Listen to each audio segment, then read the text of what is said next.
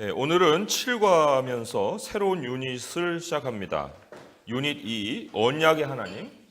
이제 언약에 관한 그 주제를 계속 다뤄갈 거예요. 우리가 지금까지는 창조의 하나님을 배우는데 이제 2과 유닛 2부터는 언약의 하나님을 배웁니다. 그리고 가스펠 프로젝트는 하나님이 주인공인 성경 공부를 하고 있어요. 그래서 하나님을 아는 지식을 우리가 계속해서 더해 갈 수 있도록 하나님께 집중하는 공부를 하고 있습니다. 오늘 7과 제목을 우리 함께 읽어보겠습니다. 아브라함과 언약을 맺으시는 하나님. 아브라함의 출발이에요. 아브라함으로부터 이제 우리가 믿음이 출발하는 것을 보게 되는데, 물론 믿음의 시작은 성경에서는 이제 아벨로부터 해서 믿음을 소개를 하고 있지만, 실제적으로 그 사건이 기록이 되어서 믿음을 보여주고 있는 그러한 그 인물은 바로 아브라함이에요. 그래서 아브라함과 언약을 맺으시는 하나님, 이 배후에는 이제 언약과 함께 짝이 되는 믿음의 주제가 같이 간다고 보면은 됩니다. 그래서 아브라함과 언약을 맺으신 하나님 배후에는 하나님을 믿고 의로 여김 받은 아브라함의 모습도 이제 암시가 돼 있어요. 신학적 주제 같이 한번 읽어보겠습니다. 시작. 한 나라를 택하신 하나님은 그 나라를 통해 죄의 저주를 돌이키시고 세상을 하나님의 나라로 다시 만드십니다. 네, 오늘 포인트를 보시면 포인트 1이 하나님이 주도적으로 사람과의 관계를 다시 시작하셨습니다 했는데, 거기 신학적 주제 마지막쯤에 다시 만드십니다 라고 하는 거기에 포인트 1이 또 해당이 되고요. 포인트 2는 하나님의 신실하심을 신뢰하라고 명령하십니다 했는데, 포인트 2에 해당되는 것이 하나님의 신실하심이 죄의 저주를 돌이키신다는 그 개념 안에 있습니다. 그리고 오늘 특별히 저주에 관해서 아주 잘 배울 거예요. 그래서 저주를 잘 정리하셔야 됩니다. 그리고 세 번째, 하나님은 자신의 사람들이 구별되기를 바라십니다 했는데, 그게 바로 이제 택하신 하나님, 거기에 해당이 되는 거예요. 그래서 오늘 신학적 주제에는 포인트가 3, 2, 1 이런 식으로 정리가 되게 됩니다. 자, 그러면 제가 도입 부분을 읽어보겠습니다. 결혼 연령이 높아지고 심지어 결혼을 안 하는 사람도 많아지고 있습니다. 이렇게 결혼 문화가 이전과는 달라졌지만 미혼 남녀들은 여전히 결혼에 대한 환상을 가지고 있습니다. 결혼은 언약 관계로 남녀가 서로를 결속하는 약속입니다. 아플 때든 건강할 때든 부유할 때든 가난할 때든 죽음이 갈라놓을 때까지 서로 사랑하겠다고 작정하는 것입니다. 언약은 상대방이 어떻게 하든 어떻게 되든 상관없이 서약을 지키기로 양자가 동의하는 것입니다. 그러나 안타깝게도 많은 사람이 언약이 아닌 계약으로 결혼에 접근합니다. 계약을 한쪽에서 깨뜨리면 무효가 됩니다. 그래서 계약으로서의 결혼은 부부 사이에 기대가 채워지지 않으면 관계에 문제가 발생합니다. 언약에 대한 이러한 태도는 결혼뿐 아니라 하나님과의 관계에 대한 우리의 관점도 바꾸어 놓습니다. 왜 그럴까요?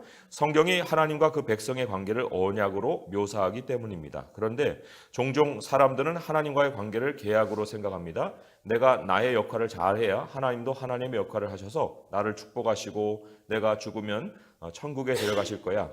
그러나 만일 내가 선을 행했는데 하나님이 내가 원하시는 것을 주지 않으신다면 나는 그만둘래. 라는 이런 계약의 관계를 생각을 한다 하는 거예요. 우리가 언약을 잠깐 몇 과 전에 배웠어요. 개념을. 그걸 어떤 개념 속에 배웠냐면 하나님 후회하신다. 하나님 뉘우치신다 하는 말씀을 통해서 언약을 배웠잖아요. 그게 하나님께서 우리가 행한 것처럼 어떤 그 한 일에 대해서 내가 왜 그랬지? 하는 그런 것이 하나님의 후회가 아니라 언약에 더 헌신하는 것, 그걸 하나님의 뉘우치심과 또 후회하심이라고 하는 것을 배웠어요. 그죠? 기억나세요? 그래서 오늘 좀 그런 언약의 관계 속에서 좀 다뤄보겠습니다. 질문이 이래요. 하나님과 거래를 한 적이 있습니까? 어떤 거래였습니까? 했는데 이 거래의 대표적인 예가 바로 야곱이에요. 야곱의 예를 창세기 28장에서 한번 보겠습니다. 야곱 28장 한번 펼쳐볼까요? 하나님은 언약으로 다가오시는데 야곱은 계약으로 하나님을 상대해서 거래를 하고 있단 말이에요. 그래서 창세기 28장에 보시면 15절에부터 그 언약에 대한 것을 만날 수가 있어요. 15절에 같이 한번 읽어볼게요. 시작. 내가 너와 함께 있어 내가 어디로 가든지 너를 지키며 너를 이끌어 이 땅으로 돌아오게 할지라 내가 내게 허락한 것을 다 이루기까지 너를 떠나지 아니하리라 하신지라. 자, 그런데 이제 거래로 상대하는 야곱을 20절부터 22절까지 볼 수 있는데 제가 읽어볼게요. 야곱이 서원하여 이르되 하나님이 나와 함께 계셔서 내가 가는 이 길에서 나를 지키시고 먹을 떡과 입을 옷을 주시어 내가 평안히 아버지 집으로 돌아가게 하시오면 여호와께서 나의 하나님이 되실 것이요 내가 기둥으로 세운 이 돌이 하나님의 집이 될 것이요 하나님께서 내게 주신 모든 것에서 10분의 1을 내가 반드시 하나님께 드리겠나이다. 하나님조차도 마지막 이 성사되는 결과를 보고서 나의 하나님이 될 거다. 이렇게 이제 거래를 하고 있는 이런 야곱을 만날 수가 있습니다. 그렇기 때문에 이 거래 속에는 어떤 내가 내세운 조건부 축복 그것을 확인을 하고 싶어하는 그런 기대가 있죠. 기대. 그래서 계약에는 어떤 기대를 거는 것이 있는 반면에 언약은 그런 기대라기보다는 헌신이라고 볼 수가 있어요. 그래서 그런 차이가 있고 또 두 번째 질문이 왜 우리는 관계에 대한 언약이 아닌 계약의 태도를 취하는가 할 때 상대방에 대한 어떤 나의 책임도 있고 또 상대방에게 내가 신뢰를 해야 되는 그러한 나의 어떤 그 모습도 있는데 책임도 있고 상대방을 신뢰하는 모습도 있어야 되는데 나의 권리를 집중하게 되면 그 계약의 관계로 전락을 해버려요. 언약이. 그래서 사랑으로 관계를 결속시켜야 될 것을 기대로 만약에 연결시키면은 기대가 그 관계 속에서 작용을 합니다. 그리고는 이제 벌어지는 상황이 그 기대를 채우지 못합니다. 그렇기 때문에 이제 그 계약 관계를 더 이상 이어가려고 생각을 하지 않아요. 그러니까 이 사랑이라는 것은 기대를 채울 생각으로 시작을 하는 것이 아니에요. 그것은 내가 어떤 책임을 가지고 또 그 상대를 내가 신뢰하는가 하는 것으로 사랑은 시작을 해야 되겠죠. 그래서 저도 이제 저희 아내하고 만난 지 3주 만에 결혼 약속했다고 그랬잖아요.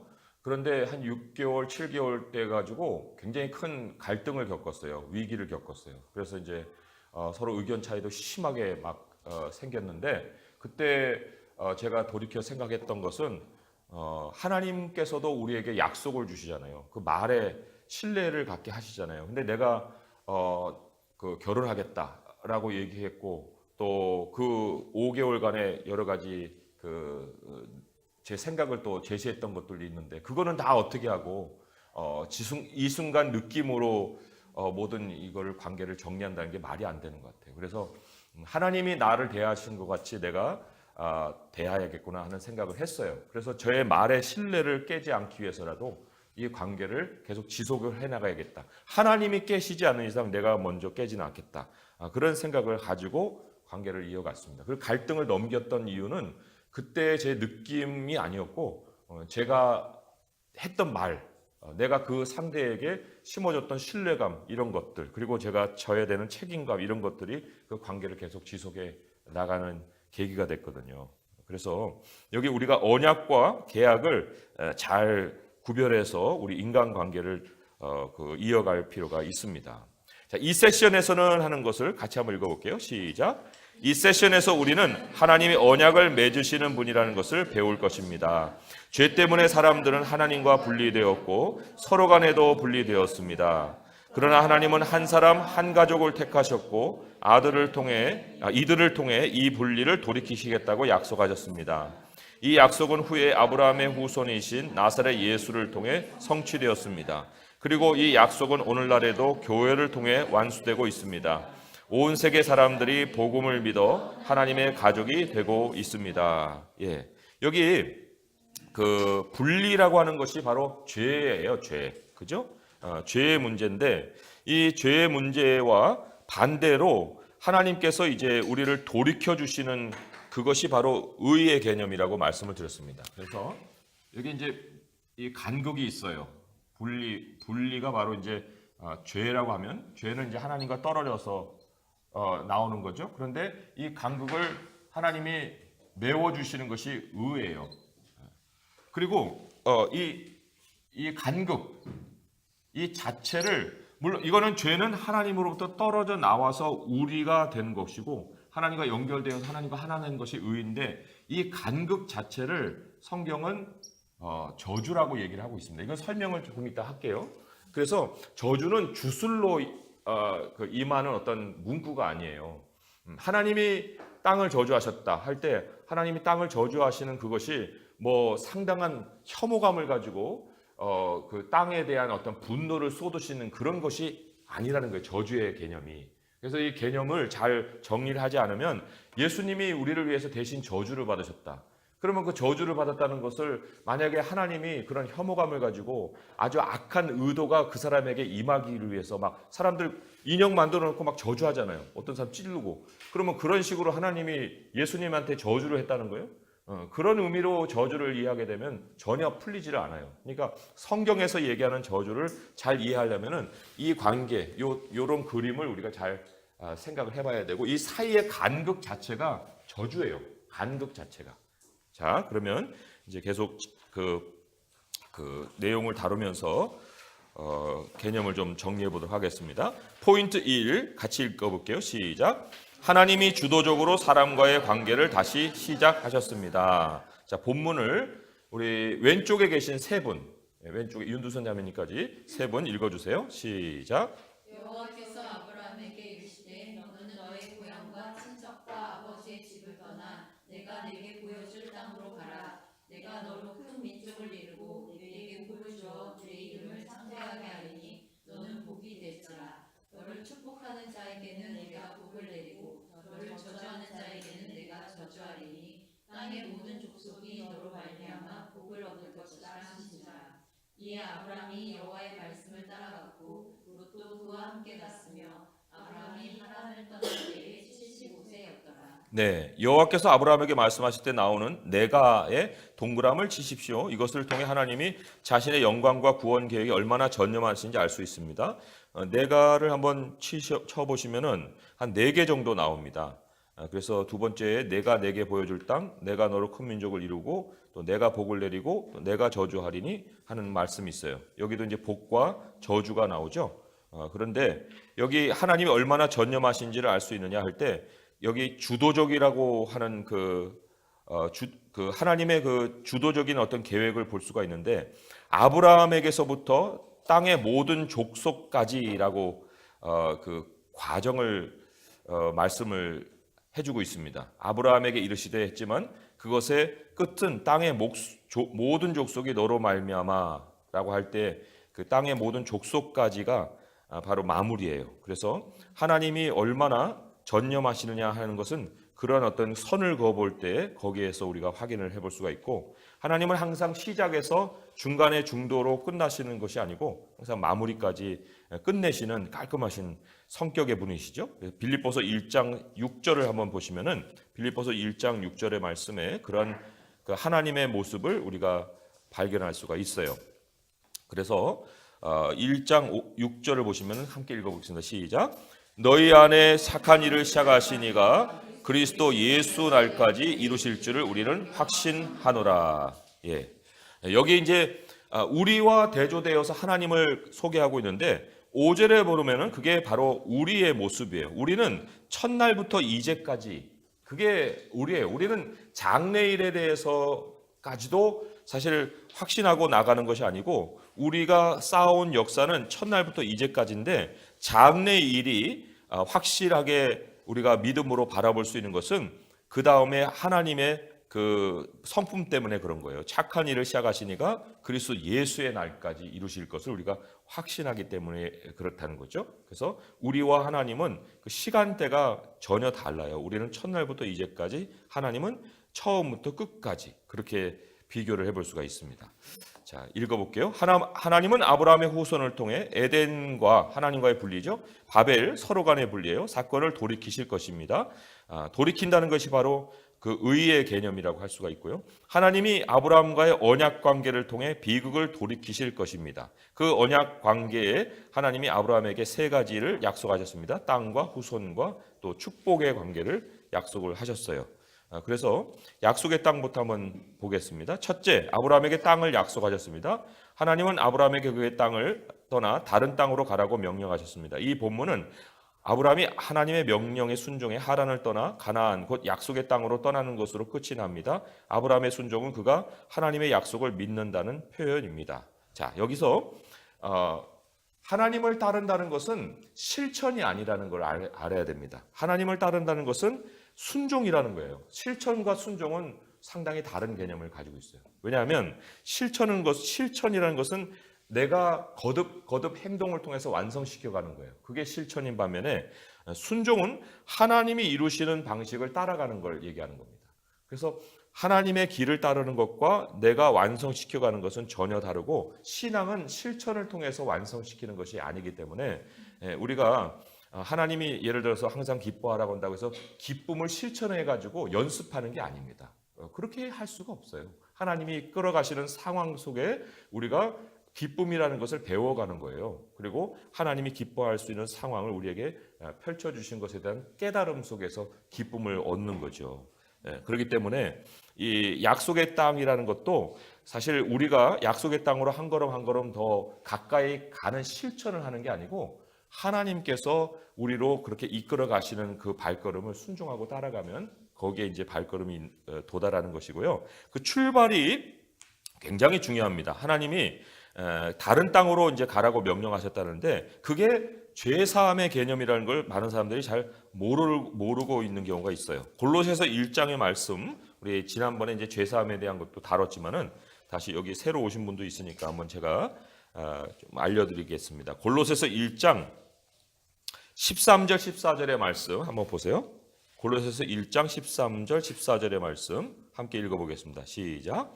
그가 우리를 흑암의 권세에서 건져내사 그의 사랑의 아들의 나라로 옮기셨으니 그 아들 안에서 우리가 속량 곧 죄사함을 얻었도다. 네, 그 죄사함이라는 것은 A라는 영역에서 B라는 영역으로 그 삶의 영역이 바뀌는 거예요. 그게 죄사함이죠. 만약에 그냥 우리의 도덕적인 것이 개선되는 거면은 영역까지 바꿀 필요가 없어요. A라는 사람이 더 여기서 나아지면 되는 거예요. 그죠? 그러나 죄사함이라는 것은 하나님이 아예 그 애굽을 떠나서 그 가나안 땅으로 이들을 옮기신 것 같이 우리를 어둠의 권세에 있는 세상에서 하나님이 통치하신 하나님의 나라의 영역으로 옮겨 가시는 그걸 죄사함으로 얘기했기 때문에 우리는 죄를 사함받은 사람이라는 것을 어떻게 설명할 수 있느냐? 나는 예수의 나라 안에 있습니다. 그래서 예수 그리스도 안에서라는 말이 이게 죄사함의 모든 것을 설명해 주는 거예요. 주 안에서, 예수님 안에서 기도합니다. 예수님 안에 있는 사람, 주 안에 있는 사람. 이것은 다 죄사함 받은 사람만이 쓸 수 있는 표현이지 그렇지 아니하고는 죄사함 받을 쓸 수가 없죠. 그래서 그 보통 우리가 이러한 개념을 가지고 있어야만 내가 죄인이냐 아니면 의인이냐라는 것을 확실하게 대답할 수가 있어요. 이 개념을 모르면 여기에서 점점 나아지는 것이 죄사함이라고 생각한 사람은 당신 죄인이요 하면은 죄인이에요. 왜냐하면 여전히 잘못을 행하니까. 그렇지만 이 죄인이라는 것은 이거는 신분의 문제지 그 의인도 신분의 문제잖아요. 그죠? 우리가 어떤 완벽해서 그 죄가 없는 것이 아니고요. 우리는 죄를 범하지만 우리의 신분은 의인이에요. 죄를 범한다는 것은 하나님과 조금 떨어졌다가 붙었다 떨어졌다 붙었다 이런 어떤 그 사이클을 말하는 거잖아요. 그렇지만 떨어졌다 붙었다 하지만은 그러나 우리가 하나님께 완전히 등져버리는 건 아니잖아요. 그죠? 조금 거리의 관계죠. 이 거리가 바로 죄라고 그랬잖아요. 거리. 하나님과 분리된 거리. 그렇지만 거리가 있지만 우리는 계속 하나님께 돌아오고 또 돌아오잖아요. 의인의 신분이라는 건 하나님과 연결됐기 때문에 돌아올 수 있는 거예요. 연결됨이 없으면 돌아올 수가 없거든요. 그러니까 당신은 죄인이에요, 의인이에요면은 우리는 의인이죠. 우리가 완벽해서 의인이라고 대답하는 게 아니고 교만해서가 아니고 우리는 이렇게 옮겨진 자이기 때문에 의인이라는 거죠. 그래서 하나님 나는 죄인이에요라고 하는 것은 하나님을 굉장히 슬프게 만드는 거예요. 그래 너가 죄를 범한 거 알아. 그렇지만 너는 죄인이 아니잖아. 나의 자녀이고 이제 내가 너를 의롭다 했으니 너는 의인이잖아. 그러니까 다시는 죄인이라고 얘기하지 말아라. 다시는 우리가 노예라고 얘기하지 않아야 되는 것과 똑같은 거예요. 자, 그래서 약속의 땅으로 옮겨가는 것이 바로 예수님이 우리에게 죄 사함이라는 게 뭐냐 하는 것을 이 구약은 다 모형적으로 우리에게 보여주는 거거든요. 땅에 있는 그 모든 사건을 통해서 우리에게 가르치려는 하늘의 현실을 미리 보여주는 거예요. 그러니까 아브라함이 애굽을 떠나서 가나안으로 옮겨가는 그 여정이 바로 죄 사함의 여정이라는 것, 그것을 우리가 생각해 볼 필요가 있고요. 또 약속된 후손, 둘째, 아브라함을 큰 나라로 만드시겠다는 말씀으로 후손을 약속하셨습니다. 이 약속은 창세기 3장 15절 약속의 연장선상에 있습니다. 여러 중요 지점에서 하나님은 아브라함의 씨를 언급하십니다. 이 약속은 창세기에 나오는 아브라함 이야기에서 가장 우선적인 초점입니다. 아브라함의 아내 사레가 자녀를 갖지 못했기 때문입니다. 그래서 하나님이 하나님의 백성을 만들어 가시는 그 과정이에요. 이 과정이 또한 하나님께서 우리에게 언약을 이루시는 모습을 잘 보여주고 있습니다. 우리는 그 언약에 신실하지 못할지라도 하나님은 이 약속의 자녀를 이 땅 가운데 보내셔서 하나님의 백성으로 삼으시는 일에는 결코 뒷걸음이 없어요. 그죠? 또 세 번째로는 축복, 약속된 축복인데 마침내 하나님이 아브라함과 그의 후손을 통해 땅의 모든 족속을 축복하실 것을 약속하셨습니다. 이 구절들은 이후 역사의 무대를 놓아주는 핵심입니다. 하나님의 계획은 단지 소수만이 아니라 땅의 모든 족속을 찾아 구원하는 것입니다. 하나님은 땅의 모든 백성에게 언약의 주가 되길 원하십니다. 아브라함에게서 이스라엘 백성이 나오며 그들은 온 나라의 빛이 되어 그 나라들이 유일하게 살아계신 참 하나님을 예배하도록 이끌라는 부르심을 받았습니다. 자, 여기에 보면은 아브라함을 복으로 삼거든요. 아브라함을 복으로 삼습니다. 그리고 아브라함을 통해서 다른 사람이 또한 축복을 얻게끔 그런 관계로 맺어 놓으셨어요. 그러니까 아브라함을 이제 가나안으로 이동시킵니다. 그리고 가나안을 감싸고 있는 제국이 있잖아요. 그 제국이 그 아브라함이 있는 그 땅과 이제 계속 교전을 통해서도 그리고 또 여러 가지 그 상호 관계를 통해서도 자신들의 여러 가지 아브라함에게 주어진 언약에 대한 결과를 갖는 거예요. 그러니까 인간 역사는 하나님의 백성과 세상 사람들이 갖는 관계 속에서 쌓아가는 겁니다. 사실 그게 하나님이 세상의 관계가 아브라함과 어떻게 관계했느냐의 결과물이 세상의 역사라고 보는 거예요. 그죠? 그러니까 아브라함은 어떤 민족의 대표자로만 아니라 하나님이 복으로 만드셨는데 이 복을 어떻게 세상 사람들이 대하느냐에 따라서 거기에 따른 결과가 세상의 역사로 지금까지 오고 있는 거예요. 그러니까 우리가 바로 역사를 써가는 주체인 것은 사람들이 나를 어떻게 대하느냐에 따라서 그 결과로 나의 주변의 상황은 흐려져 가고 있는 거죠. 그런 상황을 우리가 생각하다 보면은 우리가 바로 언약의 대변자다 하는 것을 늘 생각을 해볼 수가 있습니다. 그죠? 하나님을 우리를 통해 만난다. 그리고 복의 개념이 뭐라고 그랬어요? 복의 개념이 기능을 하도록 능력을 부여하는 거라고 했죠. 그래서 우리를 만남으로 인해서 다른 세상이 자기 기능을 제대로 해나갈 수 있는 거예요. 자, 이제 그런 개념을 가지고 이제 질문을 한번 보겠습니다. 하나님은 아브라함과의 관계를 주도적으로 시작하셨습니다. 이 관계는 아브라함에게 부르심에 순종할 것을 요구합니다. 아브라함이 하나님께 순종해 그의 땅을 떠난 이유는 무엇입니까? 그거야 뭐 더할 나위 없죠. 그가 하나님의 약속을 믿었기 때문이죠. 하나님의 약속에 반응을 한 거예요. 리스폰딩 한 거예요. 그리고 하나님이 절대로 자기를 이용하고 버리는 분이 아니다. 사실 하나님의 약속까지는 상당히 객관적이라고 볼 수 있는데 약속을 언약으로 취하느냐 아니면 계약으로 취하느냐에 따라서 결과는 확연하게 달라지는 거예요. 아까 계약으로 취했던 사람은 야곱이었고 언약으로 취한 사람은 아브라함인 거예요. 언약은 깨질 수 없는 그런 약속으로 받는 반면에 계약은 조건이 채워지지 않으면 언제든지 파기시킬 수 있는 그러한 것으로 다루는 거예요. 그래서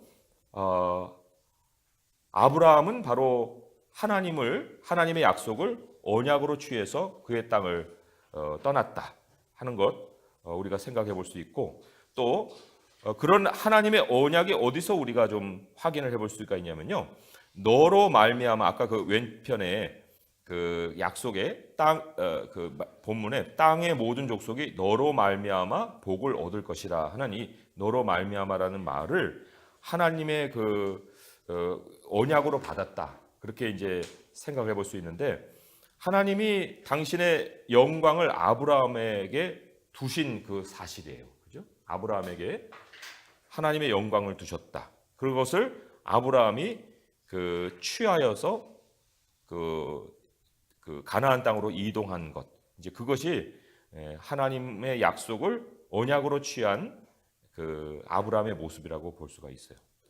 자, 그러면 두 번째 질문입니다. 만약 하나님이 세상의 관점으로 볼 때 타당하지 않은 것을 명령하신다면 말씀에 순종하기 위해 내게 필요한 것은 무엇일까요? 자, 여기 말씀의 순종이 아니고 말씀의 실천이 아니고 순종이라는 것에 주목을 해야 됩니다. 하나님이 세상의 관점으로 볼 때 타당하지 않아요. 그러면 한두 번 해보다가 말아버려요. 그런 것을 바로 실천이라고 할 수 있어요. 그러나 한두 번 해보고 마는 것이 아니라 그 순종한다는 것은 고향 친척 아비집을 떠나는 거예요. 그죠? 삶의 기반을 완전히 등지고 그것을 사실 희생이라고 생각하지 않습니다. 아브라함이 행한 것을 우리가 희생으로 보게 되면 우리가 앞으로 하나님께 사명받는 것도 상당한 것을 다 버려야만 되는 희생으로 여길 수밖에 없어요. 그렇지만 하나님과의 언약 관계로 생각해 볼 때는 아브라함이 그 떠날 때에 기억한 것이 있었다는 거예요. 그 기억한 것이 바로 하나님이 주신 약속의 말씀을 기억한 거고, 약속을 따라 끝까지 갈 수 있었던 거예요. 그러니까 그 순종의 배후에는 늘 하나님이 주신 약속이 있다.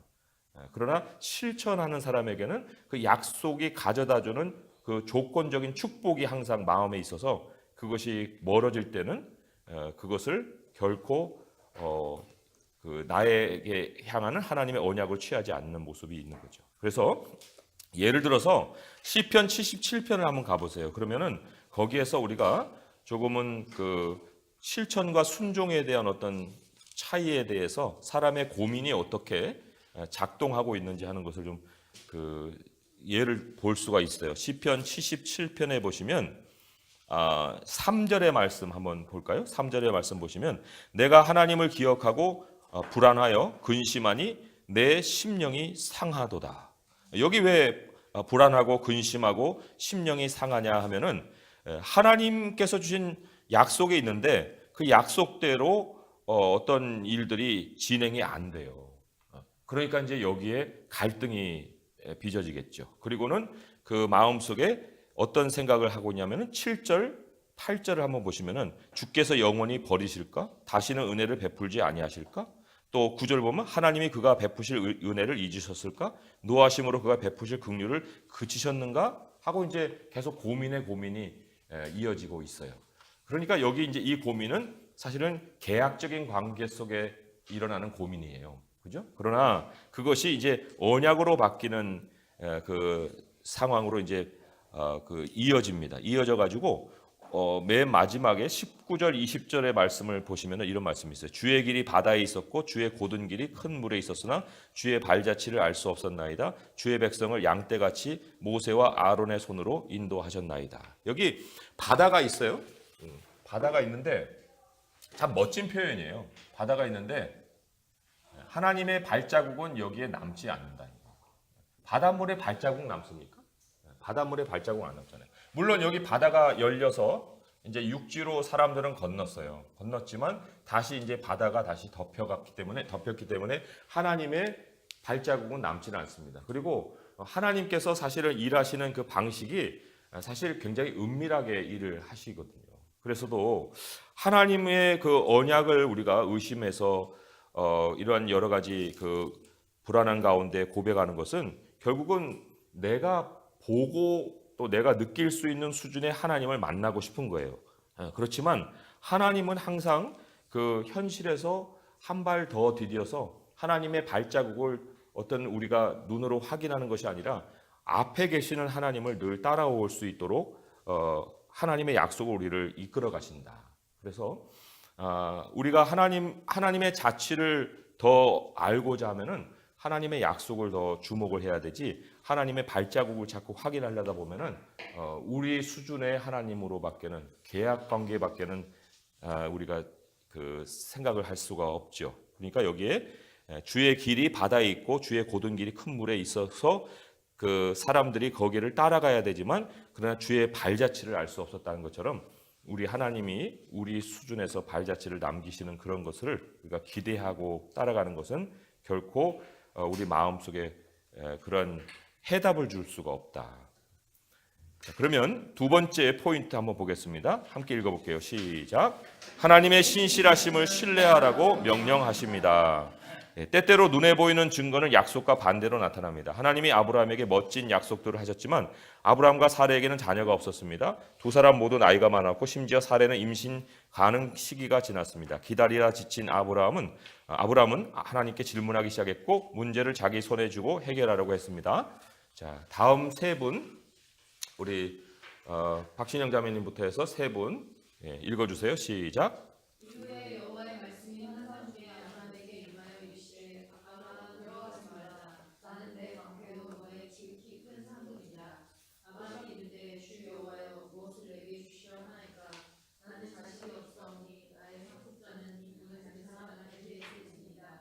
아브라함이 또 이르되 주께서 내게 씨를 주지 아니하셨으니 내 집에서 기는 자가 내 상속자가 될 것이니이다. 예, 여기 이제 다시 언약이 거래로 바뀌는 이런 상황을 보게 되죠. 참 우리들의 모습에 자주 등장하는 것이 아닌가 싶어요. 아브라함은 하나님의 큰 약속에도 불구하고 의심했습니다. 이 이제 그 의심했다는 표시는 주어진 것으로 해결하라는 거예요. 해결하려고 하는 거예요. 하나님은 항상 그 공급의 방식이 전혀 다릅니다. 전혀 다른데 우리는 어떤 벽에 부딪히면 내가 가지고 있는 것, 주변에서 찾을 수 있는 것, 거기에서 이제 해결책을 찾으려고 노력을 하죠. 그게 의심의 표시예요. 내가 의심하고 있다는 표시입니다. 또 그는 하나님의 약속과 자신의 처지를 살펴보았습니다. 그러고는 하나님이 모르실까 봐 종 엘리에셀을 상속자로 삼는 방안을 기띔해 주셨습니다. 이게 이제 실천으로 하나님의 약속을 이루어가려는 그 아브라함의 모습이죠. 그런데 아브라함의 이런 의심이 도저히 상상할 수 없는 것이라고 말할 수 없을 것입니다. 우리 삶에도 하나님의 약속들이 이루어지지 않을 것 같을 때 종종 있기 때문입니다. 자, 그러면 질문이에요. 재정, 결혼, 양육, 관계 등 삶의 제반 영역에서 하나님의 약속을 신뢰하며 살아가고 있습니까? 원하는 결과를 얻기 위해 문제를 손에 쥐고 스스로 해결하려고 했던 경험을 이야기해 보세요. 했는데 사실 이 하나님의 약속을 우리가 신뢰한다는 것은 하나님의 약속을 일단은 알아야죠. 그리고 하나님의 약속을 우리가 받아야 하는 거예요. 자, 그런데 이제 받은 후에라도 결국은 아브라함과 같이 이렇게 모습이 변한다고 할 때 우리 문제라고 하는 것이 어떤 것이고 또 어떻게 하는 것이 문제를 진짜 잘 해결하려고 하는 모습이냐 할 때 문제는 사실은 왜 생기느냐면 하나님의 약속과 보이는 증거가 상치될 때 그게 이제 문제로 보이는 거예요. 문제는 아니거든요. 문제는 아닌데 우리 눈에는 문제로 보이는 거죠. 보이는 증거와 약속이 반대로. 그러니까 자신의 처지가 보이는 증거예요. 그러나 하나님의 약속은 전혀 다른 것을 얘기하고 있어요. 이제 거기에 문제가 땅 터졌습니다. 자, 그리고는 그것을 스스로 하나님 앞에서 이제 방안을 가지고 가려고 합니다. 주지 아니었으니까 내 집에서 길린 자가 내 상속자가 될 겁니다. 하고 이렇게 어떤 그 방안을 제시하죠. 그러면서 자기 손에서 사실은 이 문제를 해결하려고 노력을 하는 것 같지만은 그것이 또한 다른 면에서 보게 되면은 자기 손에서 어떤 책임을 내려놓고자 하는 그런 마음일 수도 있어요. 그러니까 상황에 자기 자신을 그냥 던져버리는 거죠. 끝까지 책임적인 모습을 갖는 것보다는 책임을 내려놓는 모습이라고도 볼 수가 있습니다. 자, 그런데 이런 것을 연결시켜서 그 두 번째 문제하고 연결시켜서 한번 더 생각해 보겠습니다. 이러한 우리의 성향을 어떻게 변화시킬 수 있을까요? 변화는 너무 쉬워요. 다시 약속으로 돌아가는 것인데 다시 약속으로 돌아간다는 것이 어떤 의미인지를 우리가 이제 잘 생각을 해봐야 된다는 거죠. 자, 시편 60편을 한번 펼쳐보세요. 시편 60편 보시면은 거기에 이제 전쟁 이야기가 나옵니다. 전쟁 이야기가 나오는데 전쟁이 뜻대로 안 돼요. 전쟁이 하나님의 약속대로 안 되는 거예요. 그 60편 1절부터 보면은 하나님이여 주께서 우리를 버려 흩으셨고 분노하셨사오나 지금 우리를 회복시키셔서 주께서 땅을 진동시키사 갈라지게 하셨사오니 그 틈을 기우소 땅이 흔들림이니이다. 주께서 주의 백성에게 어려움을 보이시고 비틀거리게 하는 포도주를 우리에게 마시게 하셨나이다. 왜 그랬을까요? 그 이유가 이제 그 다음 절에 잘 나와 있어요. 왜냐하면 주를 경외하는 자의 깃발을 주시고 진리를 위하여 달게 하셨나이다. 깃발은 그 전쟁의 상징이거든요. 승리의 상징인데 그 깃발의 목적이 뭐라고 써 있습니까? 진리를 위하여라고 써 있잖아요. 진리를 위하여. 그 앞에서 왜 패배를 했어요? 그것은 승리를 위하여예요. 승리를 위하여라는 그 목적이 진리를 위하여라는 목적으로 다시 바꿔서 하나님이 그 싸움에 다시금 임하도록 해주셨다는 거죠. 그러니까 어려움을 우리가 못 받아들일 때 왜 어려움을 받아들이지 못할까 할 때 거기에는 이제 우리가 얻고자 하는 어떤 승리가 있는 거예요. 우리의 목표하는 것이 있습니다. 그러나 하나님이 원하시는 것은 승리와 실패 어떤 이런 것이 아니고 진리를 위한 깃발이에요. 그 진리를 위한 깃발 때문에 예수님이 십자가에 달리셨다고 하면은 그 십자가가 과연 패배고 또 실패냐? 그게 아니거든요. 그거는 궁극적으로 하나님의 일을 이루시는 거기 때문에 우리가 추구하는 목적이 단지 승리를 위해서에 멈춰서는 안 된다. 하나님은 주를 경외하는 자의 깃발을 주시고 진리를 위하여 그 깃발을 달게 하시는 분이시다. 그래서 사실 이 야곱의 모습을 볼 때에도 다시 한번 야곱을 보면은 약속을 가지고 있었는데 약속을 하나님이 이루실 방안을 스스로가 취해가지고 에서를 속이잖아요. 그리고는 그것 때문에 어려움을 겪잖아요. 그런데 하나님은 이미 모태에서 리브가에게 모태에서 큰 자가 어린 자를 섬긴다 얘기했거든요. 그러면 하나님이 그렇게 말씀하셨으면은 그 방식도 하나님이 이루어 가실 건데 그걸 믿지 못하고 스스로가 그 방식을 취해서 이제 붉은 죽이죠. 붉은 죽으로 이제 형을 속이고 결국은 하란으로 떠나가고 거기서 엄청난 시련을 겪고 다시 돌아오는 이러한 굴곡진 삶을 살게 되지 않습니까? 그러니까 우리가 진리를 위하여 깃발을 단다는 것은 결국은 하나님이 행하시는 것까지 하나님이 약속하시면 그것을 이루어 가실 것이라는 것까지 우리의 모든 방도까지도 하나님께 드려서 하나님이 행하실 것을 우리가 늘 동행하면서 보는 거 그것까지 생각을 해봐야 됩니다. 출애굽기 17장 15절에 니시라는 말 나오죠. 그죠? 니시가 무슨 뜻인지 알아요? 니시 승리? 승리 배너란 뜻이에요. 배너가 뭐예요? 깃발이란 뜻이죠. 그래서 그 출애굽기 17장 15절에 그 사건을 겪고 난 다음에 그 남긴 어떤 기념적인 거예요. 그러니까 하나님의 이름이 항상 보면은 사건이나 장소에 결부돼서 나옵니다. 하나님의 이름이 여호와 이레 여호와 니시 이렇게 되는데 여기 여호와의 니시 출애굽기 17장 15절에 보게 되면 여호와 니시라 하고 이르되 여호와께서 맹세하시길 여호와가 아말렉과 더불어 대대로 싸우리라 하였더라 했는데 1번의 그 각주를 보면은 거기 나의 기 이렇게 나오죠. 나의 기. 한글 성경 다 스마트폰을 갖고 있어서 잘 안 보일 텐데 종이 성경에는 그렇게 써 있어요. 나의 기, 나의 깃발. 그래서 우리 그 모세가 손을 들면은 이기고 손을 내리면 지고 이런 그 사건이었잖아요. 그래서 하나님이 그 손을 통해서 뭐를 가르쳐 주신 거예요? 손. 그게 바로 깃발이잖아요. 깃발. 뭐를 위한 깃발을 들어야 됩니까? 바로 진리를 위한 깃발을 들어야 되는 거예요. 승리를 위한 깃발이 아니라 하나님께 온전히 신뢰하고 하나님께 맡기는 그것이 바로 여호와 니시가 남긴 교훈이죠. 자, 그러면 계속 읽어볼게요. 아브라함이 의심하는 와중에도 하나님은 그에게 오셔서 약속들을 다시 말씀하실 뿐 아니라 새로운 약속들을 더하여 주셨습니다. 그제야 아브라함은 하나님을 믿었습니다. 하나님의 방식은 약속을 주십니다. 의심합니다. 또 다른 약속으로 찾아오셔서 그걸 보강하시고 또 확인시켜 주시고 또 그렇지 못할 때 또 다른 약속을 더해 주시고 그래서 계속 약속으로 우리를 이끌어 가시는 분이세요. 자, 그러면 그 다음 세 분, 그 4절부터 해서 읽어 주시기 바랍니다. 시작. 여호와의 말씀이 그에게 말해주시되 그 사람이 내 상속자가 아니라 내 몸에서 날 자가 내 상속자가 되리라 하시고 그를 이끌고 밖으로 나가 이르시되 하늘을 우러러 무뼈를 쓸 수 있나 보라. 또 그에게 이르시되 네 자손이 이와 같으리라. 아브라함이 여호와를 믿으니 여호와께서 이를 그의 의로 여기시고.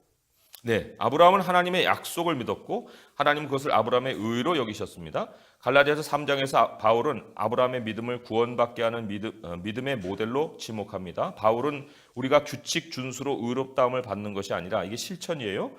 말합니다. 하나님의 율법을 어기는 자들은 저주를 받는데 우리는 모두 율법에 대한 범법자들입니다. 그러나 감사하게도 그리스도께서 십자가에서 우리를 위해 대신 저주를 받으셨습니다. 칭의는 오직 예수님을 믿음으로 얻습니다. 아브라함의 경우와 마찬가지로 하나님의 의를 우리의 구자에 거저 넣어주십니다. 오늘 우리는 하나님의 약속을 신뢰하도록 부름받았습니다. 자, 여기에 이제 설명이 필요한 거예요. 저주에 대한 설명이 필요합니다. 자, 저주를 우리가 이제 생각해 볼 때 이런 도표를 한번 그려볼 필요가 있어요. 이미 그려져 있으니까 하나님께서 이제 이 분리의 문제를 어떤 식으로 해결하시려고 하냐면은 약속을 통해서 하나님을 바라보게 하십니다. 이 거리는 있어요. 그러나 약속을 통해서 하나님을 이제 바라보게 하시죠.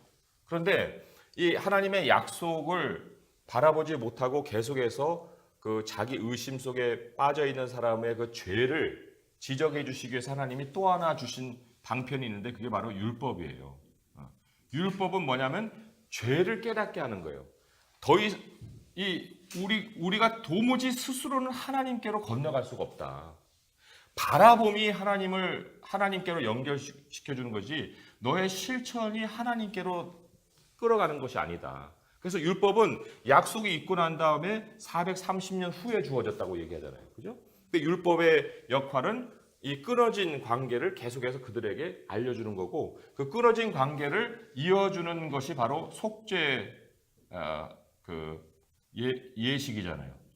속죄 예식이 없이는 율법을 도무지 이루어낼 수가 없어요. 그래서 레위기에 보게 되면 다른 어떤 율법을 주기보다도 바로 번제, 소제, 화목제, 속죄제, 속건제 5가지 제사를 먼저 소개하고 또 율법을 이제 더해서 주신단 말이죠. 그러니까 약속으로 먼저 주셨고 그 약속을 가지고 살지 못하는 사람들에게 그 죄의 현실을 가르쳐 주시려고 주신 것이 바로 율법인데 이 아브라함을 하나님이 의로 여기셨다 할 때 아브라함이 어떻게 되어서 의로 여기셨다고 했습니까? 아브라함이 하나님의 약속을 믿었다는 거예요. 이 믿음으로 인해서 하나님과 딱 연결이 되는 겁니다. 믿음은 여기에 있었지만은 그러나 약속은 여기서 주어진 거고 약속과 믿음이 하나가 되어서 하나님과 딱 연결된 것이 바로 의라는 거예요. 그죠?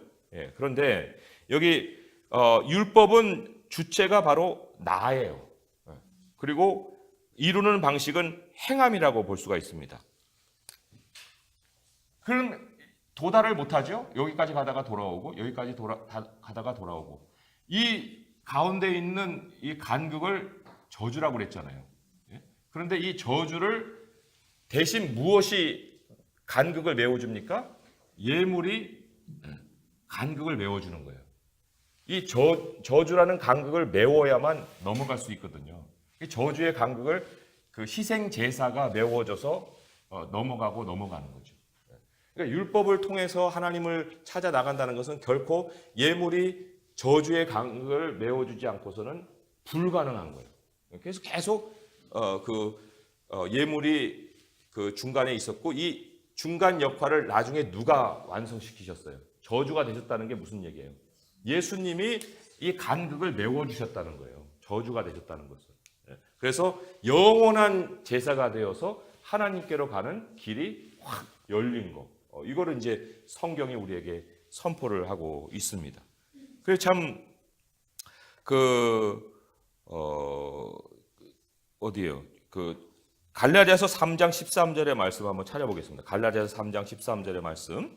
거기에 이제 예수님의 그 저주 받으셨다는 말씀이 기록이 되어 있는 성경인데 갈라디아서 3장 13절 여기 본문에도 그 구절이 나오죠. 예, 거기 보면 함께 한번 읽어보겠습니다. 시작. 그리스도께서 우리를 위하여 저주를 받은 바 되사 율법의 저주에서 우리를 속량하셨으니 기록된 바 나무에 달린 자마다 저주 아래 있는 자라 하였습니다. 예, 율법의 저주라는 것은 율법이 뭐 우리에게 주술을 통해서 했다는 게 아니고 율법이라고 하는 것을 통해서는 도무지 건너갈 수가 없는 것이 바로 율법의 저주예요.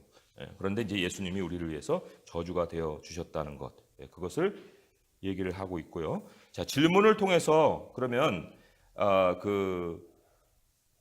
아니 하나만 더 찾아봐야겠네요. 뭐 로마서 3장 23절의 말씀, 로마서 3장 23절 말씀 찾아보고 질문을 다뤄보겠습니다. 로마서 3장 23절의 말씀, 23절 24절 모든 사람 함께 읽어볼게요. 시작. 모든 사람이 죄를 범하였음에 하나님의 영광에 이르지 못하더니 그리스도 예수 안에 있는 속량으로 말미암아 하나님의 은혜로 값없이 의롭다 하심을 얻은 자 되었느니라. 예, 여기 죄를 이제 분리로 생각해 보세요. 그러면 모든 사람이 죄를 범하였다는 것은 이 영역에 있다는 거예요. 이 영역에. 그래서 하나님의 영광에 이르지를 못해요. 건너갈 수가 없습니다. 그런데 예수님이 속량이 되었다는 것은 희생 제물이 되었어요. 이 저주의 간극을 메우셨어요. 그렇기 때문에 우리가 어떻게 돼요? 건너가는 거죠. 그래서 여기에 의롭다 하심을 얻게 된다. 하나님의 은혜로 속량이라고 할 때 건너감을 얘기하잖아요. 아까 죄사함이 속량이라고 속량 곧 죄사함. 골로새서 1장 16절. 그러니까 속량이 죄사함이고 바로 죄사함이 바로 저주가 되어 주신 거고 그걸 통해서 우리가 건너가는 은혜를 얻는 거예요. 자, 질문입니다. 하나님과의 관계가 이게 이제 의예요. 하나님과의 관계는 의라고 우리가 항상 생각을 해야 됩니다. 의가 규칙을 얼마나 잘 지키느냐에 달려 있다고 생각합니까? 아니죠. 갈라디아서 3장 11절 우리 찾았지만은 거기에 같은 절에 같은 장에 이런 말씀이 있어요. 하나님 앞에서 아무도 율법으로 말미암아 의롭게 되지 못할 것이 분명하니 이는 의인은 믿음으로 말미암아 살리라 하셨습니다. 믿음 뭐예요? 바라는 거죠. 뭘 바라봐요? 약속을 바라보는 거예요. 믿음은 약속이 없이는 우리 안에서 있을 수가 없어요. 그러나 바라보게 하는 것이 있는 상황에서 우리 안에 탄생하는 것이 믿음이에요. 그러니까 믿음은 약속이 낳는 열매라고 볼 수 있는 거예요. 약속을 얼마나 가지고 있느냐가 바로 믿음의 사람을 가늠해 볼 수 있는 기준이 되는 거죠. 자, 그리고 두 번째 질문은 규칙 중심의 삶은 우리를 어떤 사람으로 만듭니까? 어떤 사람으로 만들어요? 어떤 사람을 만듭니까? 범법자로 만들죠. 저주 아래 놓이게 하는 거예요. 자꾸만 실천을 하게 되면 저주 아래 놓인다. 뭐 저주라는 것 다시 한번 개념을 잘 설명을 잘 들으시고 정리하셔야 됩니다. 하나님께로 더 이상 갈 수가 없는 상황이 저주 아래 놓인다 할 수가 있어요. 자, 그럼 바울의 갈라디아서 논증은 하나님이 어떻게 아브라함의 후손을 하늘의 별처럼 많게 하신다는 약속을 성취하실 것인지 보여줍니다. 바울은 로마서와 갈라디아서 이걸 분명히 밝혔습니다. 아브라함의 후손이 되는 것은 DNA, 혈통의 문제가 아니라 예수 그리스도를 믿는 믿음의 문제입니다. 아브라함의 믿음을 가진 자만이 아브라함의 아들이며 천국에서 땅 위의 모든 족속으로 이루어진 무수한 무리가 될 것입니다. 아브라함의 그 아들이 될 수 있으려면 아브라함의 본을 따르는 거예요. 로마서 4장 12절에 보면 아브라함의 패턴을 따른다라고 얘기를 하고 있습니다. 로마서 4장 12절의 말씀 찾아서 한번 같이 읽어볼게요. 로마서 4장 12절 말씀 시작. 또한 할례자의 조상이 되었나니 곧 할례 받을 자에게뿐 아니라 우리 조상 아브라함이 무할례 시에 가졌던 믿음의 자취를 따르는 자에게도니라. 예, 믿음의 자취가 믿음의 패턴이에요. 믿음의 패턴. 우리 믿음의 패턴 어떻게 아브라함으로서부터 배울 수 있습니까? 믿음의 패턴. 첫 번째 시작은 약속이 주어지죠. 그리고 약속에 대해서 그것을 계약으로 받지 않고 언약으로 받죠. 그리고는 그것을 실천하려고 하는 것이 아니라 순종하고 따라가는 거. 그래서 그 믿음의 자취를 따르는 자들이라고 할 때 이 따른다는 것이 이제 그 워크로 번역할 수 있는 말이거든요. 그래서 믿음의 자취를 따르는 자들이 할 때 그 길을 얘기하는 거예요. 길이 아브라함의 그 패턴을 따라가서 그 계속해서 따라가는 그 모습, 거기까지죠. 그리고 갈라디아서 3장 7절도 아브라함의 그 본에 대한 얘기를 하고 있습니다. 갈라디아서 3장 7절의 말씀도 같이 한번 찾아서 읽어볼게요. 갈라디아서 3장 7절의 말씀 시작. 그런즉 믿음으로 말미암은 자들은 아브라함의 자손인 줄 알지어다. 믿음으로 말미암은 자들은 아브라함의 자손인 줄 알지어다. 그래서 아브라함의 자손이라는 것은 엄청난 특권이에요. 왜냐하면 우리가 복이기 때문에 복의 근원으로 우리가 역할을 할 수 있다는 것을 암시를 하고 있는 겁니다. 자, 포인트 3 함께 읽어볼게요. 시작. 하나님은 자신의 사람들이 구별되기를 바라십니다. 여호와께서 어떻게 자신을 아브라함과 그의 후손, 궁극적으로 예수님 그리고 예수님을 믿는 모든 자에게 언약이라는 수단으로 묶어놓으셨는지 보았습니다. 심지어 하나님은 그것들이 이루어지지 않는다면 친히 저주를 받으시겠다고 작정하셨습니다. 이 관계 가운데 인간의 책임은 무엇입니까? 창세기 17장에서 그 답이 있습니다. 자, 여기도 친히 저주를 받으시겠다고 작정하셨다 하는 이 사건이 무슨 의미를 갖느냐 하는 걸 잘 알아야 됩니다. 여기 이제 그 창세기 15장 7절에서 21절의 말씀, 그게 이제 여기 이 부분이 그거에 속해 있는지 모르겠는데 한번 창세기 15장 7절에서 21절에 거기 괄호 쳐놓고 그 참고 구조를 했으니까 도대체 하나님이 어떻게 친히 저주를 받겠다고 하셨는가 하는 걸 좀 볼 필요가 있겠죠. 창세기 15장 7절에서 21절의 말씀.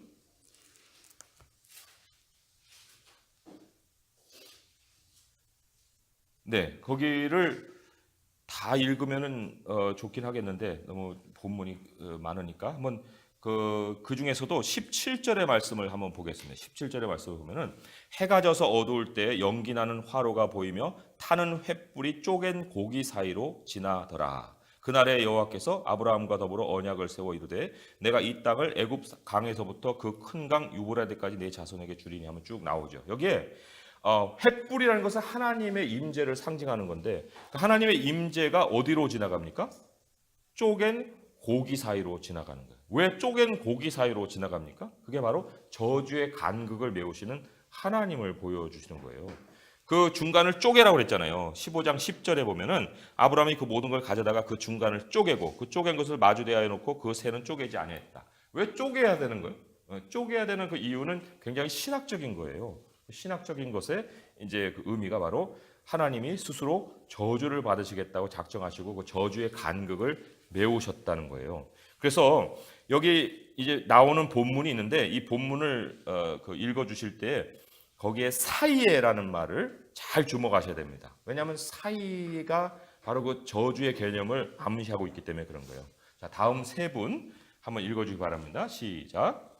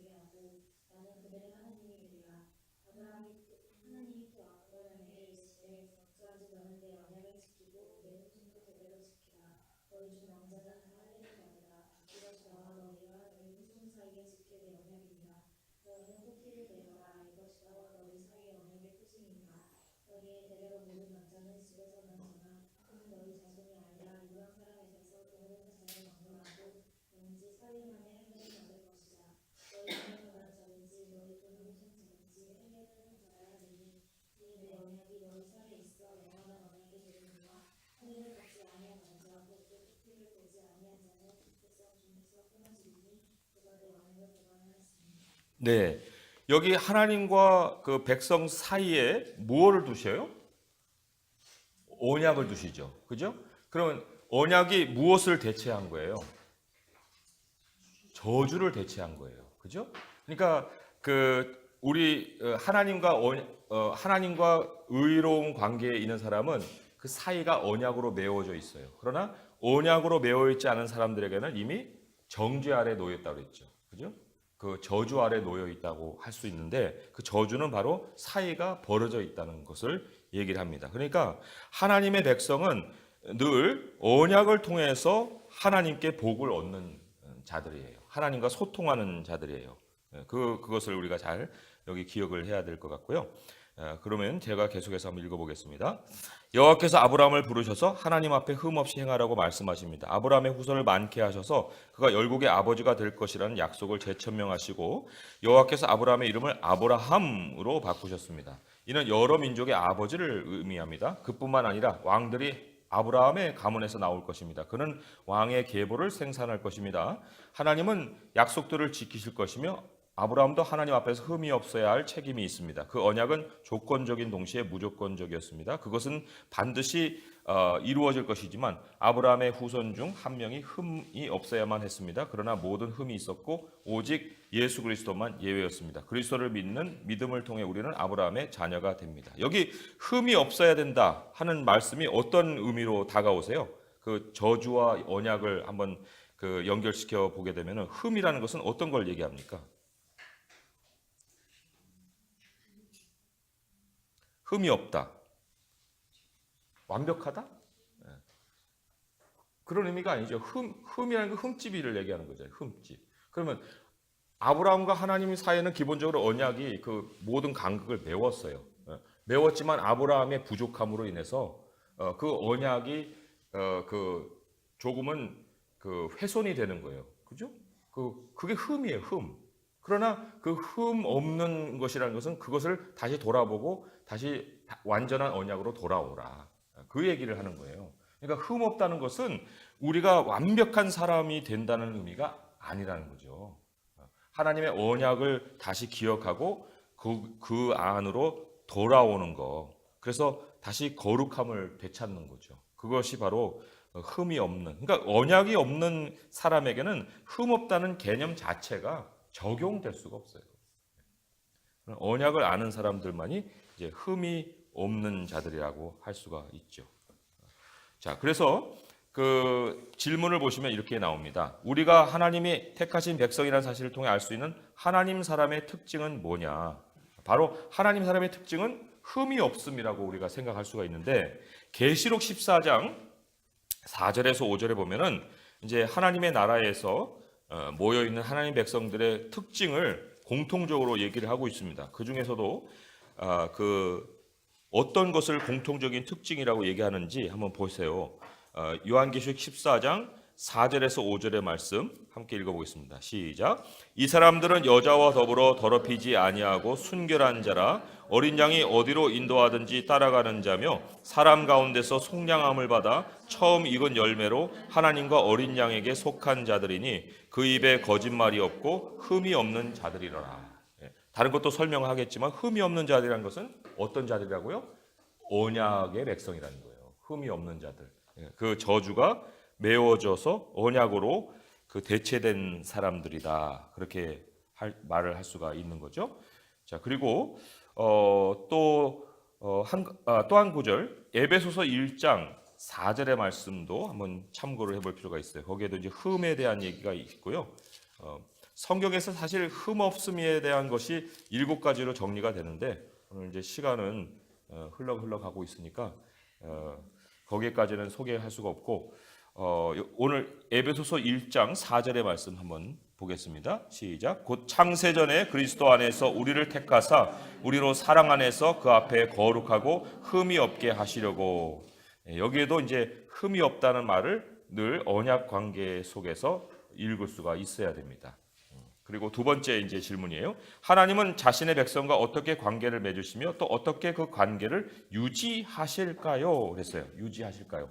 물론 하나님이 관계를 맺으신 건 절대적인 은혜로 우리에게 찾아오시지만 그러나 하나님이 그 관계를 어떻게 유지하실까 할 때 앞에 있는 본문이 말씀하시기를 하나님과 우리 사이에 항상 언약을 두시는 그러한 방식을 쓰신다 그랬습니다. 그리고 거기에 이제 언약의 표징을 통해서 그 유지를 해 가시는데 그것이 바로 할례라 했습니다. 이 할례에 대해서는 구약은 모형이고 이제 그것에 대한 영적인 의미가 더 있기 때문에 구약은 남자를 통해서는 모든 가족이 다 소속이 되는 거기 때문에 그게 남자들에게만 행한 것이라고 볼 수가 없고 그 모든 가족들이 같이 그 예식을 치렀다고 할 수가 있어요. 그런데 이 할례에 대한 그 의미가 신약으로 넘어오게 되면 조금 다른 것으로 설명을 하고 있습니다. 그래서 우리 에베소서 찾아듣는데 에베소서 말씀을 다시 한번 가서 에베소서 1장 22절의 말씀을 좀 보도록 하겠습니다. 에베소서 1장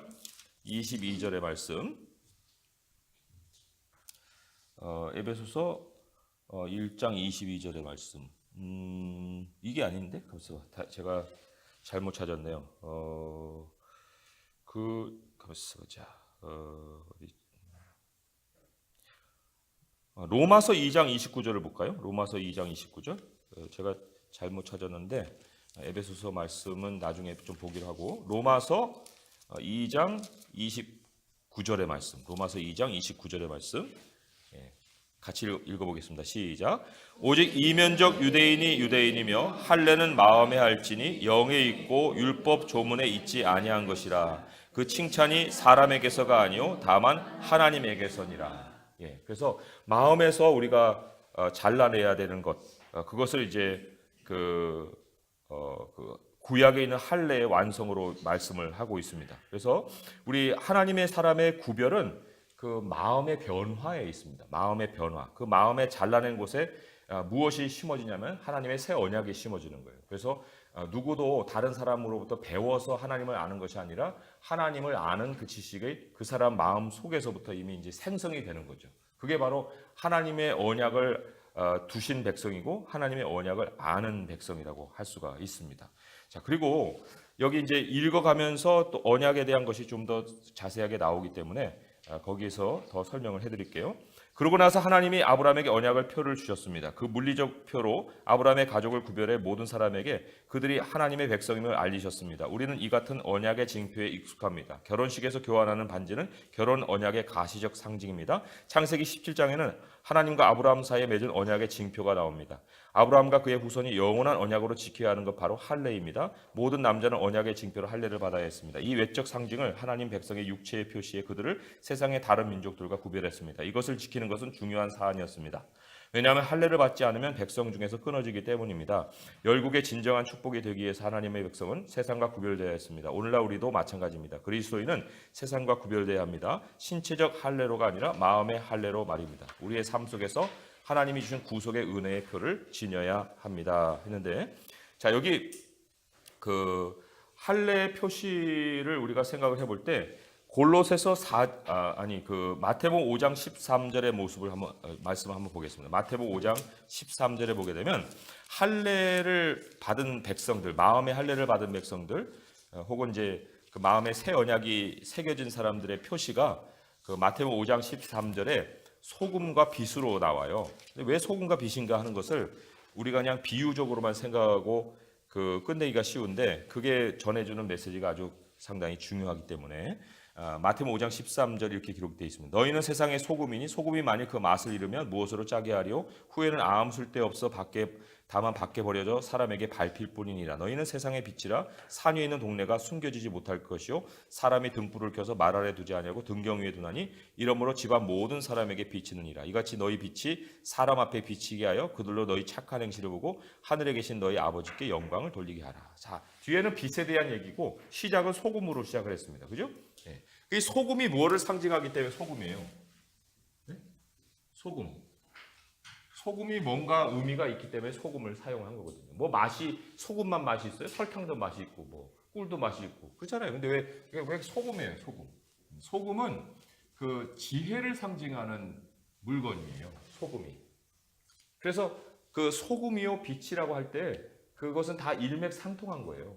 지혜와 말씀이라는 거예요. 지혜와 계시라고 할 수가 있습니다. 그래서 지혜와 계시가 우리에게 우리 존재를 나타내는 표시가 된다. 그래서 그것을 통해서 사람들은 우리들의 삶의 모습을 보게 되고 하나님께 영광을 돌리게 된다. 이것을 이제 얘기를 하고 있고, 그래서도 소금이 나오는 곳마다 물론 변함없음 이런 것을 소금 언약이라고도 얘기합니다. 그런데 변함없음의 어떤 그 내용만 아니고 소금 자체의 의미로는 그것이 바로 지혜라고도 얘기할 수 있기 때문에 골로새서 4장 6절의 말씀에 그래서 우리가 어떤 모습으로 살아야 되는지 소금으로도 이제 나타내고 있는데 여기 이런 말씀이 있어요. 골로새 4장 6절 함께 읽어보겠습니다. 시작. 너희 말을 항상 은혜 가운데서 소금으로 맛을 냄과 같이 하라. 그리하면 각 사람에게 마땅히 대답할 것을 알리라. 은혜 가운데 소금으로 맛을 냄과 같이 하면은 이런 거죠. 뭐 예를 들면 된장을 끓였는데 맛이 좀 이상해. 왜 그럴까 했는데 소금을 안 넣었어. 소금을 딱 넣으니까 이제 맛이 딱 나는 것처럼 이 소금이 그런 역할을 한다는데 여기 소금이 바로 지혜예요. 많은 말을 하는 것이 중요한 것이 아니고 너의 말을 항상 은혜 가운데서 소금으로 맛을 내라. 지혜를 거기다가 넣으라는 거예요. 지혜로운 말을 그 많은 말 속에 한 마디씩 딱 이렇게 꺼내게 될 때 그것이 바로 사람들에게 마땅히 대답할 수 있는 말이 된다. 그래서 우리 그리스도인들은 그 하나님의 말씀을 안에만 가지고 있는 것이 아니라 입으로도 그 말씀이 지혜롭게 나오는 것을 항상 연습해야 되는 거예요. 그 연습하자면 사실 그런 연습을 하는 것이 좋은데 잠언 22장에 한번 말씀 보세요. 잠언 22장의 말씀에 이런 말씀이 있습니다. 이것은 지혜서 중에 하나인데 잠언 22장 18절의 말씀 함께 한번 읽어볼게요. 시작. 이것을 내 속에 보존하며 내 입술 위에 함께 있게 함이 아름다우니라. 이것이 뭐예요? 지혜의 말씀이죠. 지식의 말씀이죠. 그거를 우리 속에만 보존하는 것이 아니라 입술 위에 함께 함이 아름답다. 그러니까 사람들에게 우리가 대답할 것을 항상 준비하되 온유함으로 하라. 온유함과 겸손함으로 하라 했는데 그 대답할 것을 어떤 식으로 할 것이냐? 하나님의 말씀을 우리가 꺼내어낼 때 지혜롭게 맛을 낸과 같이 그 양념을 친 것 같이 소금으로 함과 같이 그런 지혜로운 말을 하는 것이 굉장히 중요하다. 자, 그리고 다음 질문이에요. 하나님과 함께 사명을 수행하지만 거룩함을 추구하는 데 실패할 수 있다면 그 이유는 무엇입니까? 그럴 때 사실 우리 하나님이 우리의 마음에 새겨 주신 그런 법이 있잖아요.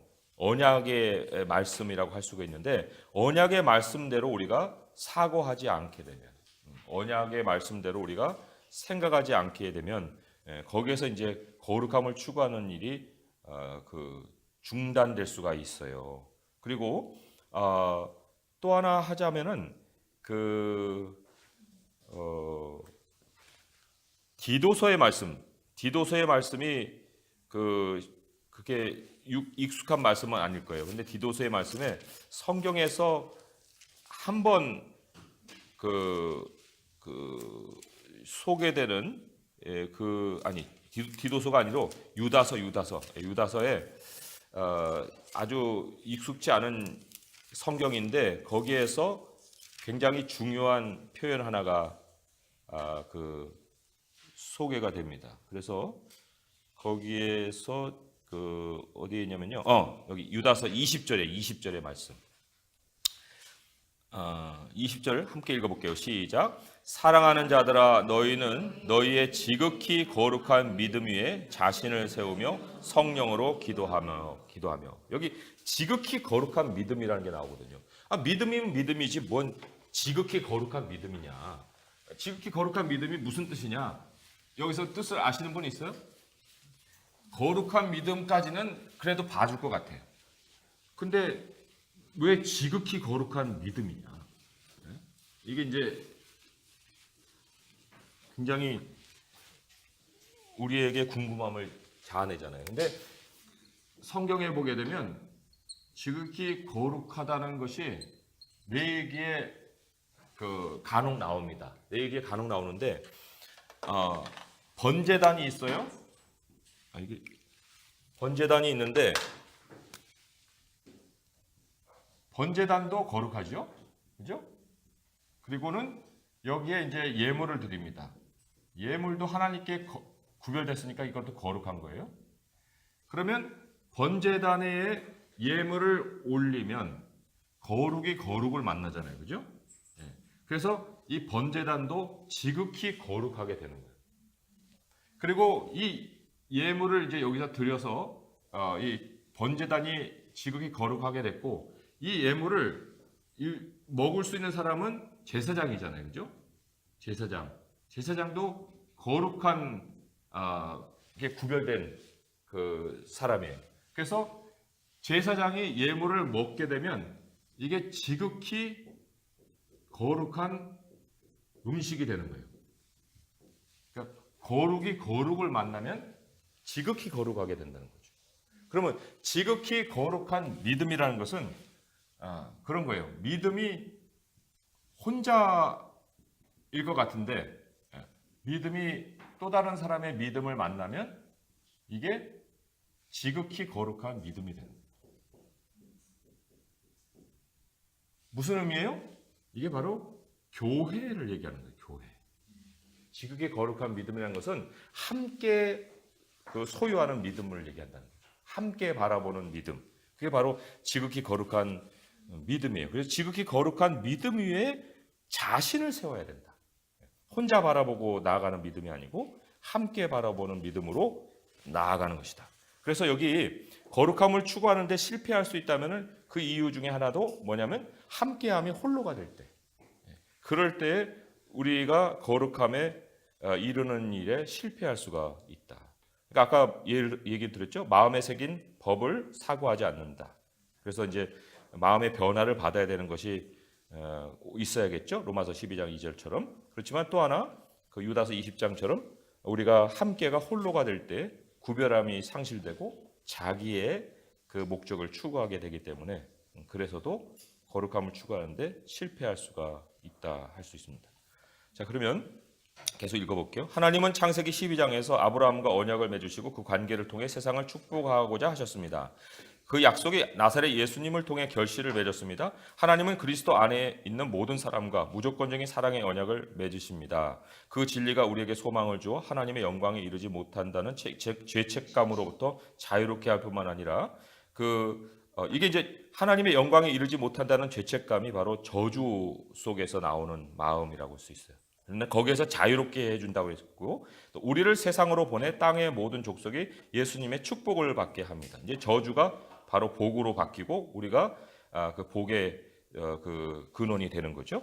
하나님이 이 약속을 아브라함에게 준 장소인 하란은 오늘날 터키 남동부에 있는 이슬람 지역으로 예수 그리스도의 복음에 저항하는 곳입니다. 하나님이 모든 민족을 축복하시겠다고 약속하셨던 바로 그 지역이 아브라함의 후손 예수 그리스도를 통한 축복을 바라지 않고 알라에게 기도하며 살아가고 있습니다. 우리의 임무는 세상의 빛이 되어 복음의 축복을 이 땅의 모든 민족에게 전하는 것입니다. 우리는 미전도 종족을 위해 기도하고 그들에게 선교사를 파송하도록 헌금하며 그들에게 가서 그들이 복음을 통해 하나님의 축복을 받게 해야 합니다. 자, 그런데 여기 보면은 이제 하나님이 우리를 세상으로 보내신다는 것이 결국 이렇게 또 실천을 해서 우리가 그들에게 그들을 위해서 기도하고 또 선교하도록 돕고 하는 것이 있는 거 아니겠어요? 그런데 그 마가복음 9장 41절에 한번 말씀을 보면은 구체적으로 실천을 이렇게 하라고 암시하는 말씀이 있습니다. 마가복음 9장. 우리는 큰 것만 자꾸 생각하기가 쉬운데 하나님이 우리에게 행하시는 일들은 사실은 은밀하고 작은 일로부터 시작을 할 수가 있거든요. 마가복음 9장 41절의 말씀 함께 읽어보겠습니다. 시작. 누구든지 너희가 그리스도에게 속한 자라 하여 물 한 그릇이라도 주면 내가 진실로 너희에게 이르노니 그가 결코 상을 잃지 아니하느니라. 아멘. 그래서 물 한 그릇의 관계는 사실 굉장히 적은 관계잖아요. 그렇죠? 그런데 이 관계가 형성되기 위해서는 가장 기본이 뭐냐면 우리 정체성을 감추면 안 된다는 거예요.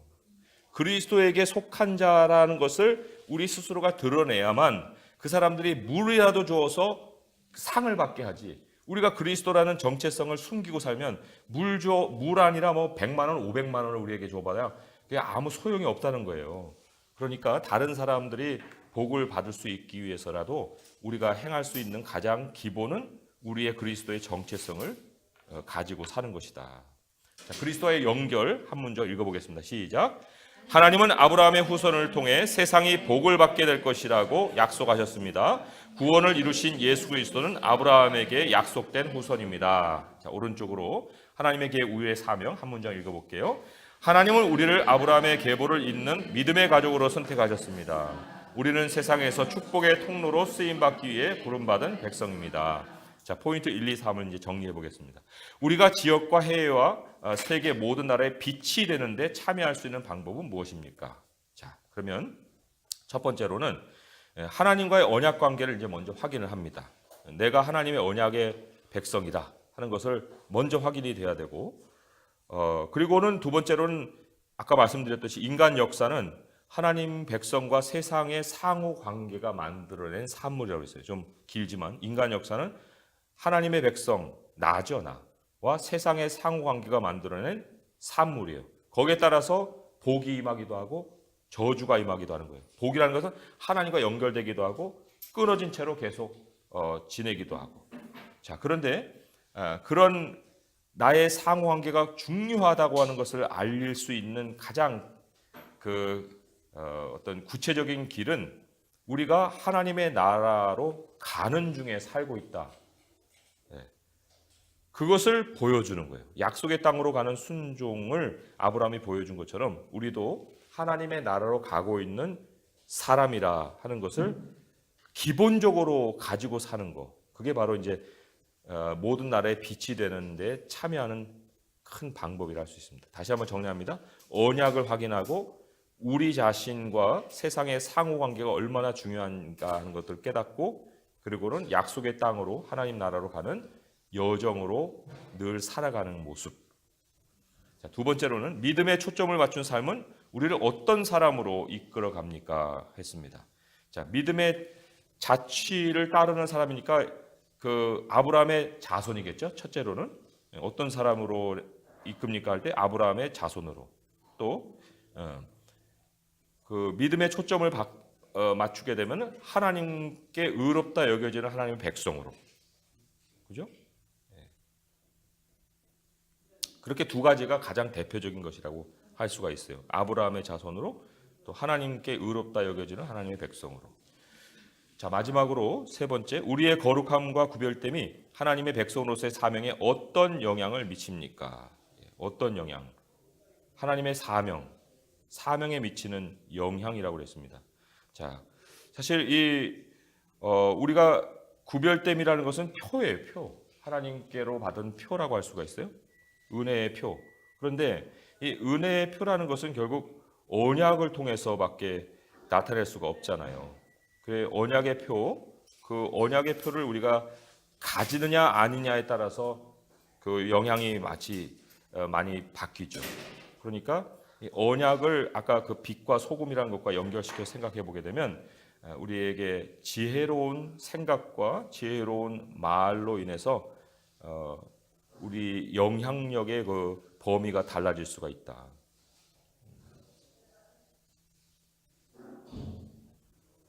그리고 그 범위가 바로 열국에 향하는 것인데, 열국이라는 것은 어떤 거리적인 개념이라기보다는 하나님께서 그 각 사람이 있는 그곳에서 하나님의 빛이 되어 가는 것, 그것이 바로 열국을 만나는 길이라고 할 수가 있죠. 자, 오늘 기도하고 마무리하겠습니다. 하나님 아버지 감사합니다.